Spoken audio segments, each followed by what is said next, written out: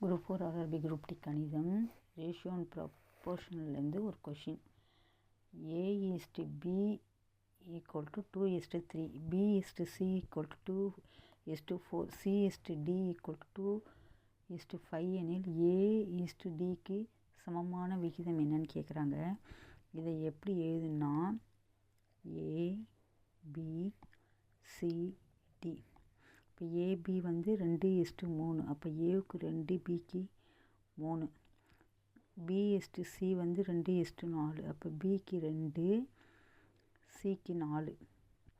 C:D equal to 2:5, அப்போது சிக்கு 2, டிக்கு 5. இது இங்கே காலியாக இருக்கிற இடத்துல இங்கே 2 இடம் காலியாக இருக்குல்ல, இந்த 3ஐயே தூக்கி இங்கே போடுங்க.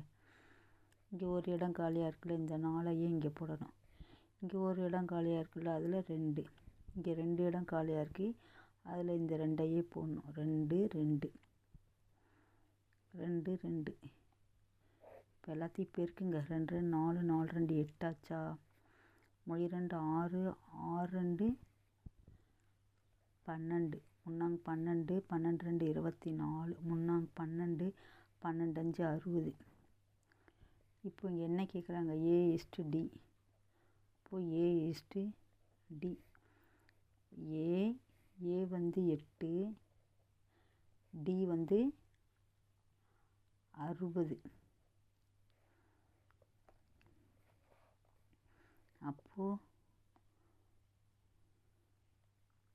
60. இன்னும் இதை கேன்சல் பண்ணால், இதை வந்து 4ஆல் கேன்சல் பண்ணால் 2 தடவை, இதை 4ஆல் கேன்சல் பண்ணால் 1, 5. அப்போது 2:15 தான் வந்து A:D. 2:15. புரியுதுங்களா?